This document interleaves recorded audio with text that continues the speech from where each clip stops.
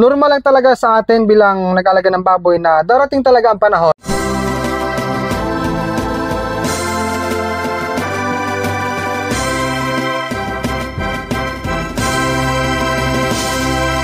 Ang ginawa natin kasi, kailangan one line lang pag ganun. One line lang pag ganun. Hindi kasi maganda yung parang zigzag style. Ang topic natin ngayon sa video na ito ay magkakapon po ako ng dalawa kong biik mga ka-farmers kasi today ay 10 days old na po yung tatlo kong biik. Since birth, 10 days old. Tapos ngayon ay wala po si technician. So, ako po ang magkakapon. Kasama ko po si wife ko guys. Yan.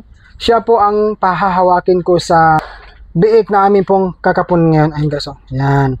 So, bago tayo magpatuloy, meron akong hinanda dito na amoxicillin capsule. Ito po ay ilalagay natin sa pinagkapunan ng male piglet. Ano po? Then, meron din po ako ditong Combinix wound spray. Ayan.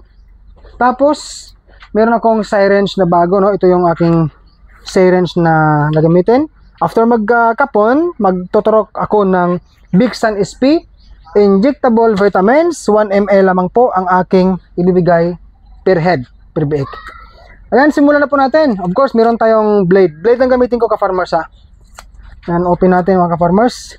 Ito na sinasabi na pag wala si technician ni Dodong Biliran, ako po ang ako po ang gagawa sa mga dapat kong gawin sa akin pong mga baboy. So, i-ready lang po natin mga ka-farmers yung 2 ml kasi dalawa lang naman ang male piglet ko. So, 2 ml. No? Big Sun SP injectable vitamins. Available po sa Agribite stores nationwide. So, kuha ako ng 2 ml.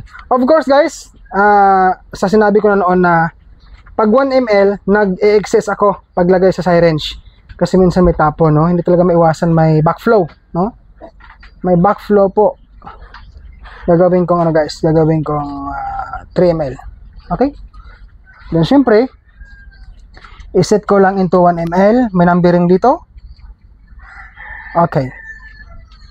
Pagkatapos, ito na. Kunin ka na? Kunin mo na. Kaya mo hindi? Mga ka-farmers, ito po ay kakapunin natin ha. Okay. So, ating pang punasan alcohol. Punasan natin yung dito ng biik. Huwag mo na lang. Tipot. Yeah. Huwag mo hayaan matukuran ka ha. Okay.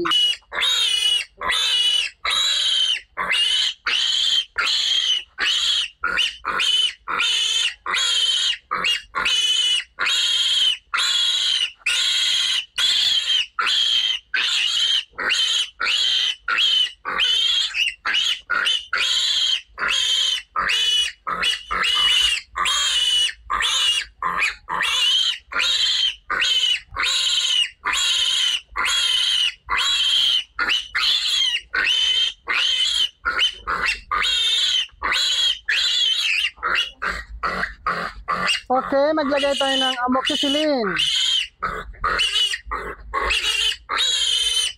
Mabigat, hindi? Bigat. Mabigat. Okay, lagyan natin. Paki-stand mo. Yan. Relax lang.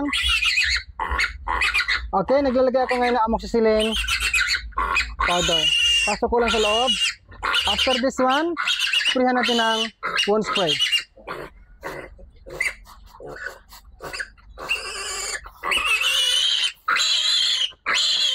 Okay? Okay na. Oh boy! Natin. Ayan.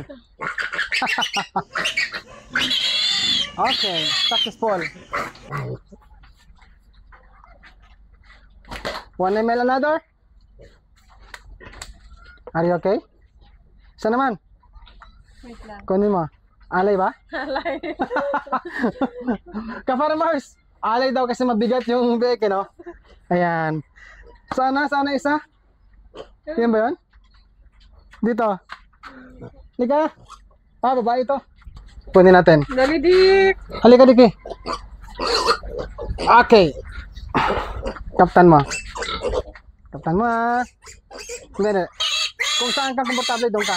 Ipot.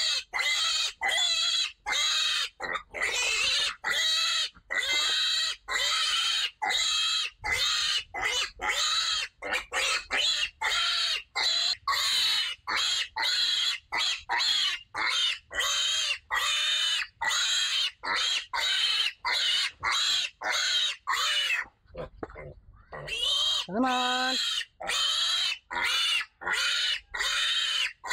Nakatago.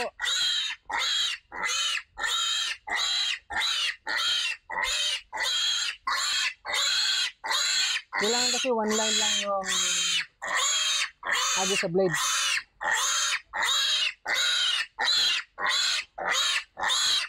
Tulak natin.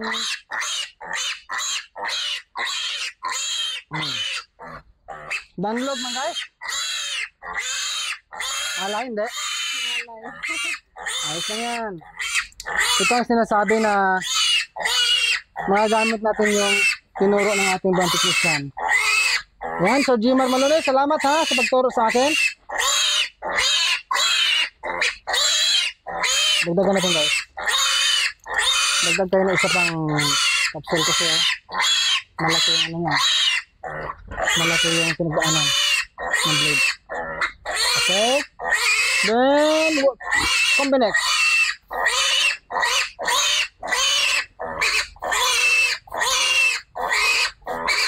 Dapat meron tayong ano.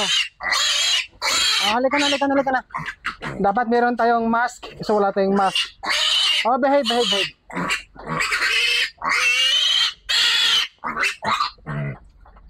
Okay. Successful mga ka-farmers. Dalawa lang naman guys ang ano ang kinapon natin ngayon. Ayan. So ito guys ay kailangan namin silang anuhin guys, kapunin kasi nga 10 araw na simula pagkasilang. Kailangan talagang makapon para hindi sila hindi sila angros. Patining kasi yan Okay lang kung ano sila pang burlet, hindi dapat kapunin. Pero kapunin kasi dapat talaga. Kasi nga, pang patining. Ay, hindi mo na ibiksan pa yan. Para biksan silang lahat. Actually, ano ko na rin siya. Okay. So, ngayon mag-add tayo ng isa pang 1 ml. Dapat pala sa sunod, paggawa tayo ng parang ganito lang kahaba na tubo. Ano? Tapos may stand siya. Para kung... Lagayan. Kung wala ka, hindi ka. Kahit para hindi rin mahirap siya nagkahawak. hawak. Okay. Malay sa kamay. Alam ko, ibig mo sabihin. Alay kasi mabigat. Asa na yun, babae? Ito na yun? Halika, dikili. Halika. Ba? Tingnan natin. Okay. Ito. 1 ml, mga ka-farmers. Hop. Relax lang. Hop. Okay, ito na. Yan na. Na vitamins na ho ang aking 3 biik. So, tulungan mo ako magano ha. Ligpit niya ha. Yan, ka-farmers, dugangan natin ha. Kasi konti lang yung combinix na nailagay. Naglalagay tayo ng ganito para ano to antibacterial po ano. Ito okay na. So, linawin ko lang mga ka-farmers. Gusto ko lang linawin yung pag sa blade, pag hawak natin, hindi ko siya binilisan. Alam ko maraming expert dyan. Marami nang bihasa sa pagkapon sa baboy. So ako guys, ngayon lang po ako pangalawang bisis nagkapon kasi ever since si technician po ang nagkakapon sa aking mga male piglets. So ngayon, ang ginawa natin kasi, kailangan one line lang pag ganun. One line lang pag ganun. Hindi kasi maganda yung parang zigzag style, yung daan ng blade. Masyado pong mahirapan ang biik na kinakapon. So dapat isang isang linya yung pag ganun sa blade. Yan. Tapos para pag kuha natin sa pagkuha sa dapat kunin, hindi masyadong ang biik, hindi sila masyadong ma-stress. Stress na nga sila sa pagkapon yan. Okay na? So lahat tayo mga ka-farmers ay may karapatan na matuto sa mga gawain tungkol sa pag-alaga ng baboy. Gusto ko lang i-share sa mga baguhan, yung pong gustong matuto magkapon ay wag po tayong matakot. Huwag po tayong kabahan, no?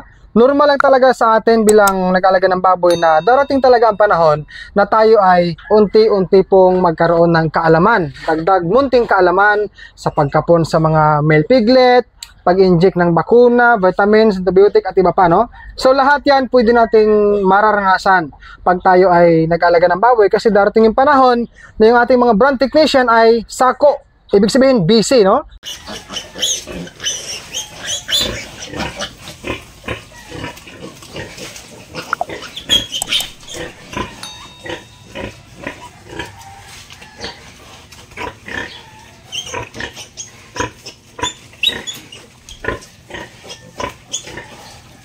Ayan ka-farmers, maraming salamat po sa pagpanood mo sa video na ito. God bless us all and peace out everyone.